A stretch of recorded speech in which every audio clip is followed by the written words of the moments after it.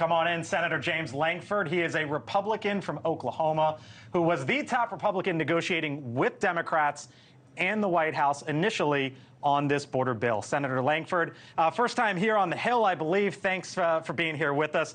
Appreciate the time. So you heard the White House there.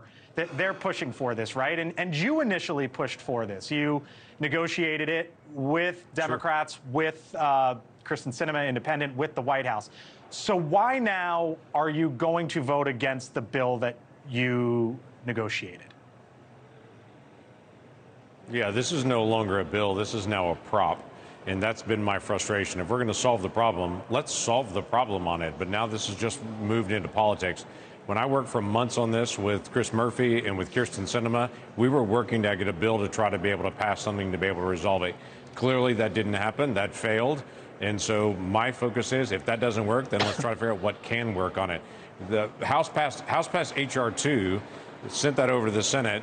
We brought it to the Senate, voted on it. Democrats all voted against that. So this whole game of, well, Republicans voted against this and Democrats voted against that, no one cares anymore. At this point, everybody's just saying there's 5,200 people that illegally crossed the border yesterday. Just solve it. Just make that stop.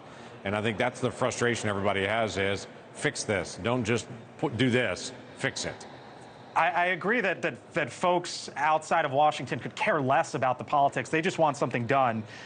When you went to the Senate floor, though, and sort of pitched this earlier this year, here's what you said. You said in part, quote, "Americans, whether you are a Republican, Democrat, or independent, are all unanimous on this issue. This is a problem that needs to be solved. Do what you can. Today we get to decide if we are going to do that or not, if we are going to do nothing or do something." Why, though, now seemingly is do nothing the acceptable view? Yeah, it's not, and I don't know why this has become the issue of just being politics for the next several months, other than we're in the middle of the presidential campaign. Everybody's trying to be able to get leverage on it. Right now, President Biden has significant executive authorities he's choosing not to use.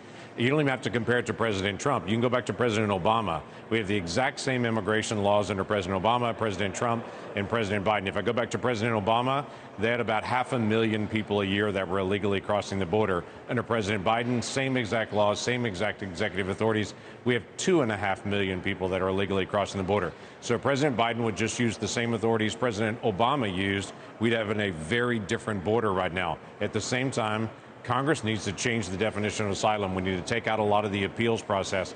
We need to speed up the decision-making process. Those are only things that can be done in law. So we shouldn't even have 500,000 people crossing the border. That was dramatic under President Obama. We shouldn't have that anymore. So that's what we were trying to do with this piece of legislation, is to be able to resolve that. At the end of the day, there's been no real work on this since we worked on it several months ago. My focus is, if we really want to pass something, get everybody back in the room again, try to resolve it. But there's been no work on that at all. This is literally just a messaging prop to do fundraising out there on. Are you not hearing from the White House at all? Have you spoken to the president recently or his team? The White House has not reached out. The president has not reached out. No Democrat has reached out. Chuck Schumer has not reached out to me on this one. The way that I found out this bill was coming back up was I got a text message last week from a Democrat colleague saying, hey, this is going to come up next week for a vote. So there's been zero work on this. This group knows how you actually get things in Washington, D.C. done. You've got to sit down with people you disagree with, hammer the things out to say this bill didn't pass, so what will pass on it? There's been zero effort on that. That's why I call this a prop, Have you heard from Donald Trump? Fundraising piece. Just track every single Democrat's going to put out a fundraising piece after this fails tomorrow, and they're going to say, I fought to be able to get it done. That's really the goal of this, not to try to pass something. Have you heard from Donald Trump? I have not, actually. No, he's not called me on it either on it. So the other interesting thing no one's talking about on this is watch and see how many Democrats voted for this when it had Israel and Ukraine funding attached to it versus tomorrow when it comes back up, because there'll be a whole group of Democrats that will not vote for it tomorrow. So the numbers will be less tomorrow than what they were 2 months ago when this came up. And that's the frustration that I have with this is we need to show momentum that we're getting things done, not that it's getting worse. Thank you for watching. And make sure you go to joinnn.com to find NewsNation on your television provider.